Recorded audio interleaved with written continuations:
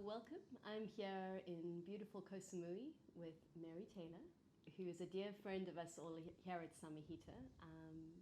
We've been very fortunate to meet her 7 years ago, and I know at a time in my life when I was really looking to find more women teachers that I could really learn from, people who'd experienced the practice of yoga through different parts and stages of their lives. And I feel very fortunate to have Mary in my life as a dear friend, fellow practitioner, teacher. And today we're going to be speaking a little bit about what it's like to be a woman in practice. So, yeah. Thank you.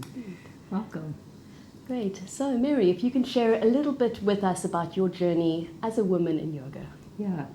Well, my journey really started back when I was in university, where what I found to be an extraordinarily anxiety-provoking situation, studying and trying to figure out what I was doing with my life. I had a dear friend who introduced me to yoga, and it was the one thing that I could do that really allowed my nervous system to start calming down. And so then I could focus more clearly, and I felt like at that point in my life it became a real core part of my life. And it was just sort of a generic yoga class, and I think the things that helped me were things like doing shoulder stand and headstand and the things that really do ground you. And so for many years that's kind of what I would do, is I would do a little yoga here and there. I'd get anxious, and then I'd find a teacher, and I'd do a little yoga here and there. And that would calm me back down. And so the journey started really as a way of calming my nervous system. Not so much trying to figure out the meaning of life and all of that many people do find, and I certainly have found through the practice. And then it evolved over the years. And at a certain point in, I guess, in the mid-'80s, or no, early '80s, I met my husband, Richard Freeman, who also, he and I teach at Samahita quite a few times each year, or at least twice.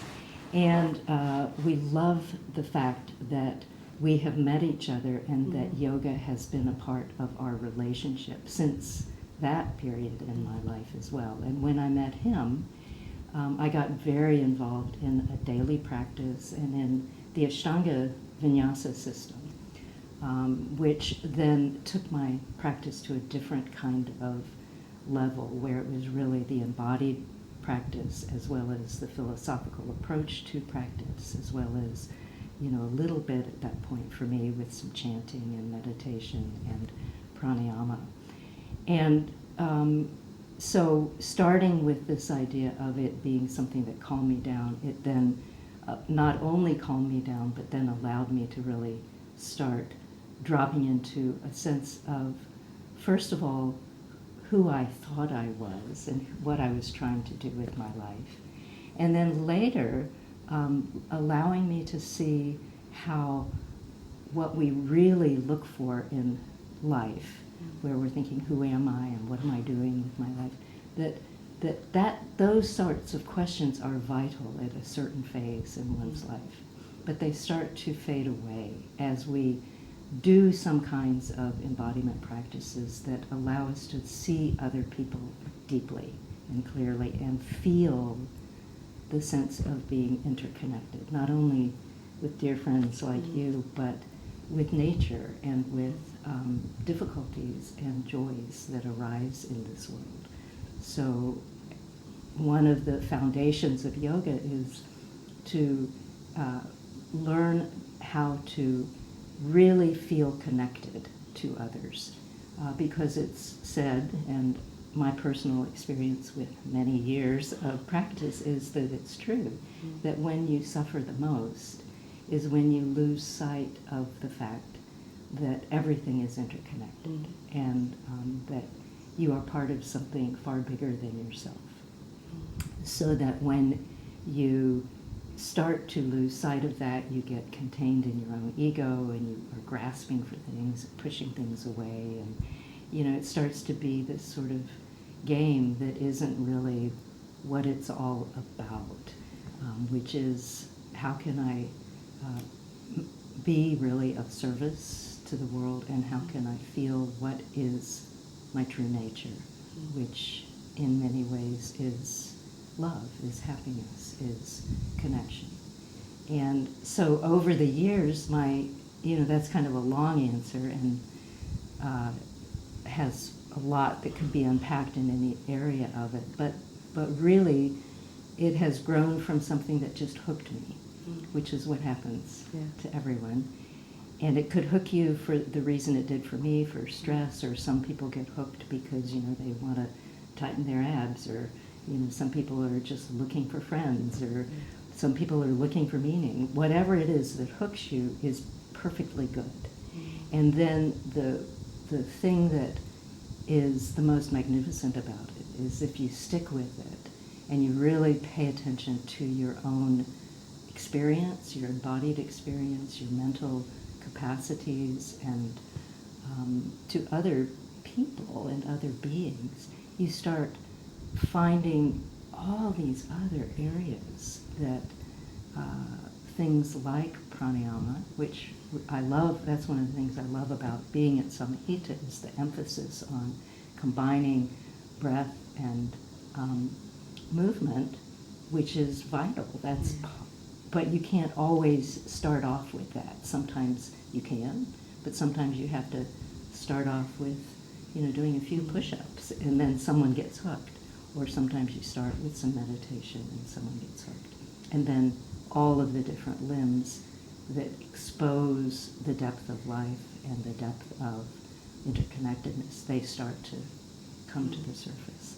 So for me, that's kind of how the journey evolved in a sort of overview, without that many specifics.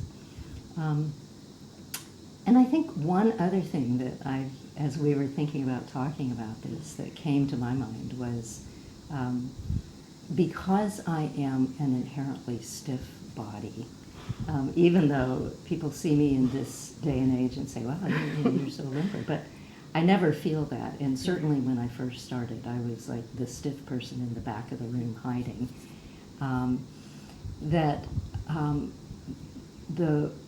The physical practice has remained really important to me, because it is a way of facing, my obstacles and my ego, like being in the back of the room wanting to, be able to touch my toes and not being able to. The ego just pops right in.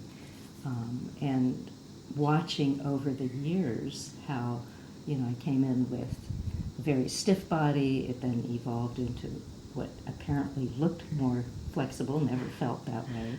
And then it evolves back in the other direction as you age.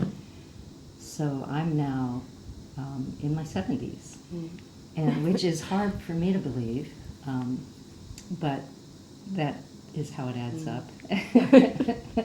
And, I feel that all of these limbs have been just vital, and at different points in my practice period have been more important, some of them than others.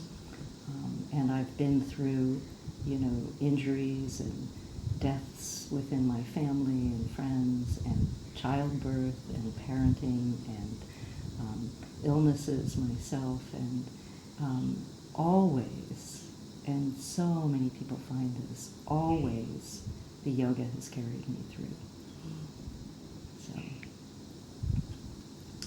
and I guess one other thing is that as a woman, I think, we are really programmed to nurture and to take care and to be the ones who help others. Many women kind of take on that role. And it's fascinating to me that in yoga, there are just, so many women who take yoga, and so many men who teach yoga, and far fewer women proportionally who are some of the more long-term practitioners, because women have said, well, I just don't have time for it anymore. I've got to take care of my family, or this or that.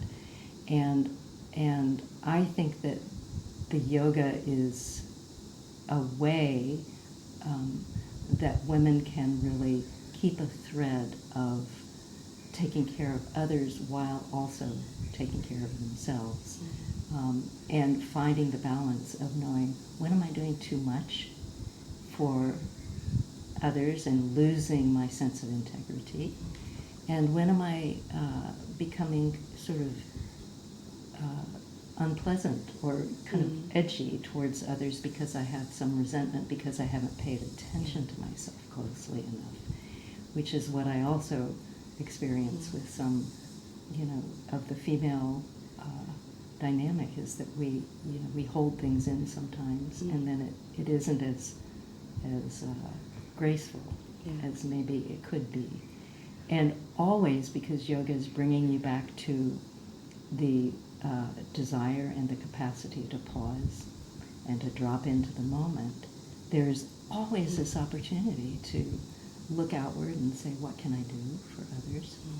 But also to, at that same instant, look inwards. It's like that idea of the discriminating awareness, or the sword of that Manjushri carries, that has two edges that are sharp, and it cuts through you and others, and you and the perceptions outside of yourself and within yourself, so that you start to peel away preconceptions and you find sort of the beauty of what is there, which is joy and the present moment and connectedness.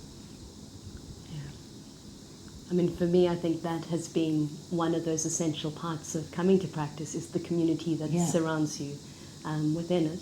And just a few points that you've been mentioning, how, obviously, as different things arise in life, going through different stages as a woman, have you found your practices softened and changed? Or there have been times where maybe you'd have to back off on certain areas, maybe focusing more on others? And I know just personally, certain times of the month, obviously, I kind of feel I just need to take a bit of a rest, but then the more meditative practices are those that really nourish me and ground me through that time. And I've always really found that interconnectedness that you speak about, that, and also that connection to yourself, gives you more intelligence as you move through practice. Yeah, exactly. Yeah. And I think that, and what yoga does, just as you're saying, is it gives you the freedom to notice that yes, at certain points in the month, it's smart to back off, but not to then go out and just party down and forget everything, but to say, okay, this is the sort of sacred period in my life, and I am going to become more present with what's going on in and around me. And and over the years, on a bigger scale, that starts to happen. Where yes, for me personally, I have a type A personality, and so, Ashtanga yoga was good for me because I could just, come in, practice, and push, and then realize a few years later that that's not all there is to it, and then face my sense of confusion over that. Like, well, this is always, being strong has always gotten me through. What's up with this? And then realizing, taking some space is what I need. And I often talk about the idea of, abhyasa and vairagyam, when that's part of what yoga is, where you put effort in and then you release. And that we tend to have one of those tends to be more dominant in us. And I tend to be the person who, just pushes until, my head explodes and I'm, just like sort of all over the sidewalk from not having let go. And yoga has taught me that sometimes, you meet an obstacle or you meet a challenge, and it's really beneficial to just pause and back off and see if there's a way around a difficulty. Whereas, other people, and actually Richard, my husband, happens to be the opposite. And for him, sometimes, I have to boot him along to get him to push. And then there's usually some appreciation on his part from that. So yoga just has all of these angles that it exposes, and that it really brings out for each one of us. And if you can have a sense of humor about it, that's one of the things I love about it. Because you can, it's always humbling when you make a fool of yourself in front of yourself. Exactly. Looking at yourself and really laughing. When you realize. And I suppose, like you've just said, I mean, it's a process of picking up and letting go, because I mean, that's which is every moment and is life. And I think yoga just helps to bring us so much more into that present, the present moment, and finding a sense of balance, which is always going to shift and change. And I think that's one of the beauties of practice that I find, just watching that cycle. And, you continue with the practice of the breath, but yes, maybe sometimes it needs to soften, or sometimes you have that energy and you can push a little more, but all the time keeping that balance. And looking closely at what is your motivation in doing the practice, and doing a particular practice on a particular day. And always being willing to set it all down, take a deep breath, and look again. And to me, that's one of the most important things that women in general bring to this world, is this, by nature, the feminine nature is one of, as I was saying, of sort of embracing others and being there for others, and seeing how things fit together, and seeing compromise, and then moving towards that. And I feel so strongly that yoga helps me as a woman to be able to find the balance in that innate capacity that is the feminine side of me. And that the world is in such disarray at the moment, and that's what the world needs, is less of this conflict, less of splitting ourselves apart, less of looking at ourselves, taking selfies and trying to be something that we're not, which is often a feminine thing, more so than a male thing, although it's becoming a male thing as well. And really looking beneath the surface and seeing, what is this really about, and how do we help each other?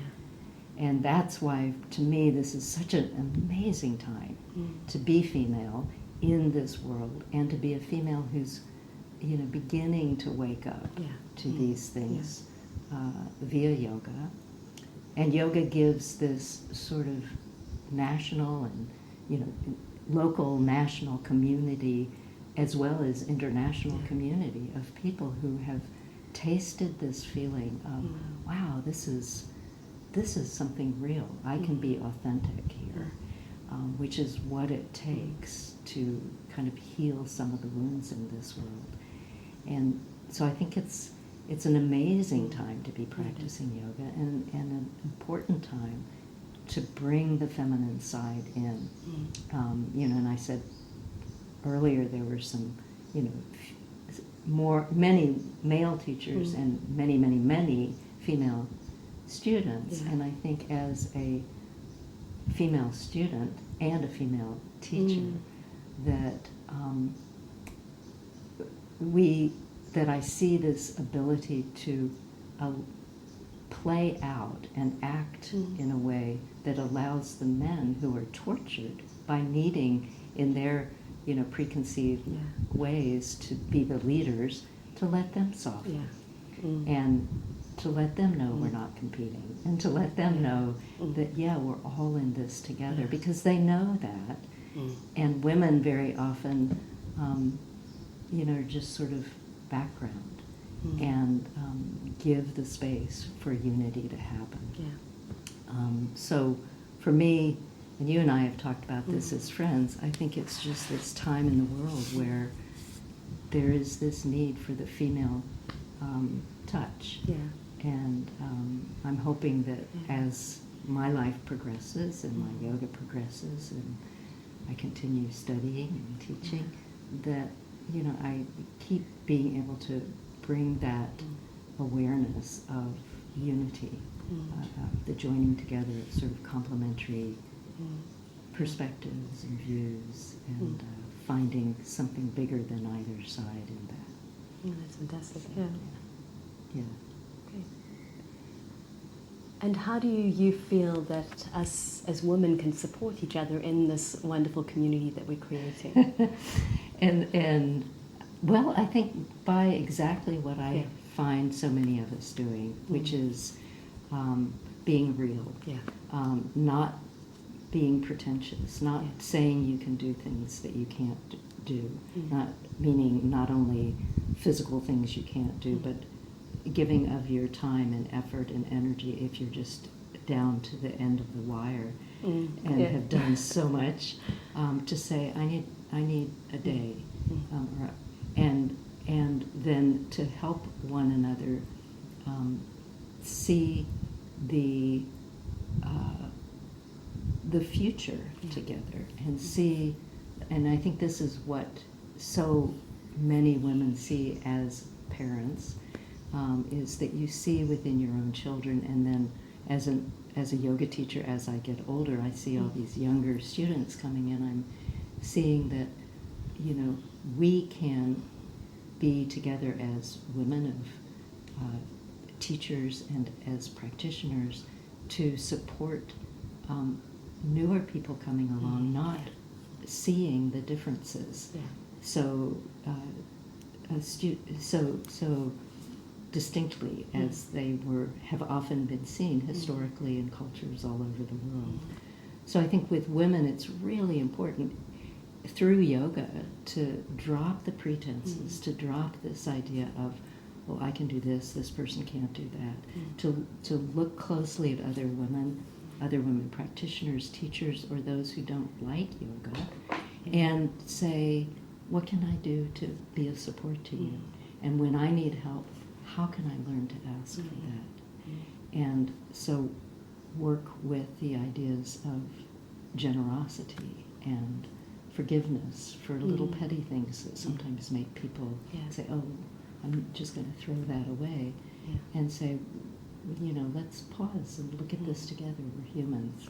And so for women, being able to ask for help, being able to feel that what you have is enough, and because it is, and being able to really truly know that you do have enough as who you are, that there's nothing really that the things you think you should be are just constructions of mind. That very often people, and I see this more so in women than men, but because I think men don't always say it out loud, but they have, someone will have a constructed view of, I should be this or I should do this, and then that just stops the whole program right there. You stop growing. And if you say, oh, I'm seeing that urge in myself, and then pause with that and say, let me talk to my friends about this, and say, what do you see in me? What do you see that I need to do? And have a good enough friend that they can give you feedback and say, yeah, you could be a little nicer sometimes, or you need to take care of yourself a little bit more here. You need to try some new things, or no, just stop being all over the place, or whatever, and have good feedback and give good feedback. And so it's this capacity to really hold space for one another. And I think women in particular are able to do that. And I think men, one of the things I don't like is when it's set up to be men versus women or women versus men. I don't see that at all. What I do see is that sometimes that split happens in our minds. And that's okay. Once you see it, then you say, oops, here we are together again. Let's come back to earth together. And I really like what you said there, that the importance of being real with each other Yeah. as well. And yeah, without worrying about how you'll look with what you say or feel. And I know I've appreciated having you in my life to bounce things off. And yeah, and like you say, giving honest feedback is such an important thing. Yeah. And yeah, at Samahita, I know we're so blessed with having a community where we have both young people and old people all mixing together. Yeah. Like people of all different ages, all different levels of experience as well, and hopefully creating a really safe space where people can hold space for each other. Yeah, I feel yeah. that there, and it's a real blessing to be able to spend time in that environment. And as someone who is aging, I was just laughing about it with you the other day.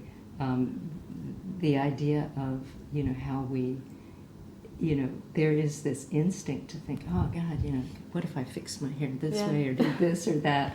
And I think that's true for men and women, obviously. And then as I've gotten older, I was at a friend's wedding not too long ago, and I was thinking, gosh, I don't have any clothes, and what am I doing, and what am I going to wear? Just the usual neurotic thing one gets into. And then I thought, no one's looking at you. They're looking at the bride. You're an older woman who's coming in there like glad you're not on a walker. It's like, and as you go through life, you realize, whoa, these are these things that for years you waste your life on. Yeah. You waste your life thinking about these things. No, for sure. And that doesn't mean, you just don't ever care about any of it, but that you realize where's the balance in that. And to see the humor in it also, because it's a natural thing that happens. Yeah. Great. So, Mary, I know you'll be back with us in December for a silent retreat, which, if you haven't ever experienced it, is such a beautiful experience at Samahita. I remember discussing and coming up with the idea a few years ago, and each year just being blown away by the opportunity it gives people to be themselves in space and to truly look inside, but also to see those around. I think in a different sense. And somehow this silent retreat really creates an environment where people feel they are part of a group and they're taken care of, but they are also able to be separate and alone within their own space of where they need to be. It's been amazing to see the tenderness that has been there with the practitioners in that retreat. Yeah, that's been wonderful. Yeah, so we're so happy to do that. And then Richard and I will be teaching again, I think, next March probably.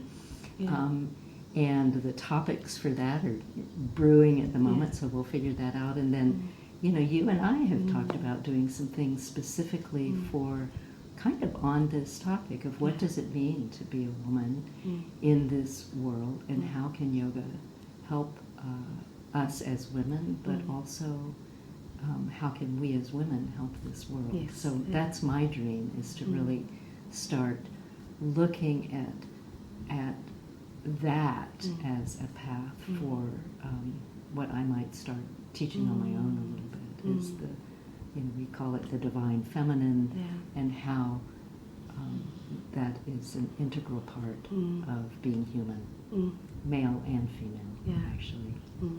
Yeah, really finding your own strength in that feminine sense, and being able to bring that and share that with the world. Yeah, and I've really enjoyed our discussions on that, and I look forward to seeing how it evolves. How it evolves. Yeah, yes. me too. Great.